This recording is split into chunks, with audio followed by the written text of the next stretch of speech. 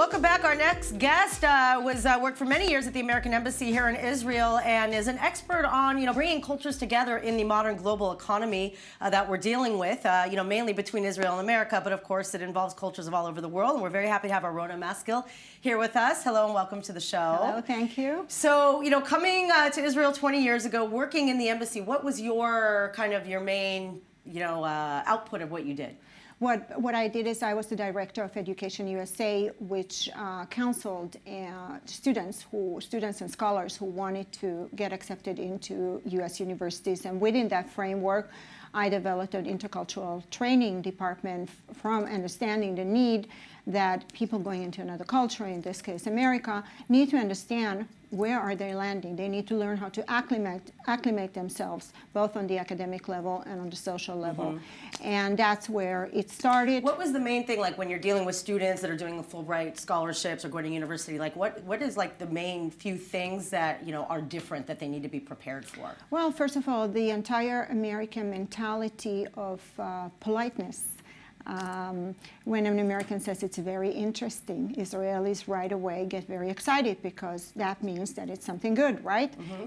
It might be good, but it also might mean, we'll be in touch. So when we talk about business culture, Israelis don't understand the American politeness that is part of their culture. Right, it's because inherent. part of it, it's the thing, like Israelis are very real. They get to the point where American, hi, we're nice to everybody, and it's harder to kind of just get right. You want to have the niceties. And the punctuality. Beforehand. Punctuality. Yes. Americans are very punctual. Time, that old proverb, time is worth money. It's a value. It isn't just a saying, it's a value. So Americans control their time. Every unit of time is planned, is accounted for.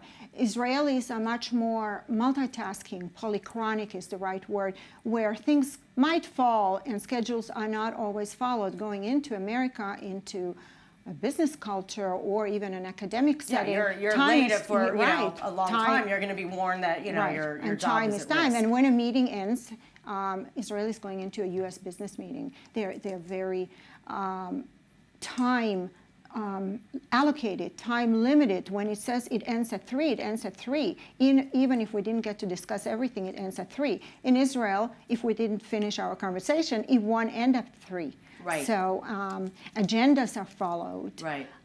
So also, what about in the reverse when you're getting, Americans wanting to do business in Israel? What is the, we were just talking about this in the commercial. There are a lot of challenges, coming from the American system. Yes. Into Israel, which is small and startups, whereas in the States, you work your way up, you have a team around you. What is the biggest challenges that you found? For Americans, the biggest challenge in working with Israelis, on one hand, one part of the coin is the innovation, is the out-of-the-box thinking, the that entrepreneurship. It's okay to be an entrepreneur, not great. Go to school, get the job, get the 401k. Right. That's great. On the other hand, it kind of sets up a stage for impulsiveness, lack of process orientation, which is very important to Americans. Okay, we're going to do this project together now, right?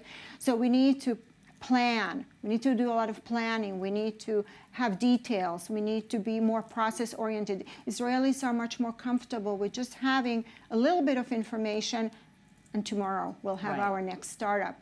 And Americans say, wait. do the business plan, do the planning. We have to be careful. It's just a different mindset. It's very interesting what you do. Thank you so much, and keep up the good work. I mean, there's very essential tools that we need just to make our experiences a little bit easier. Thank you very much.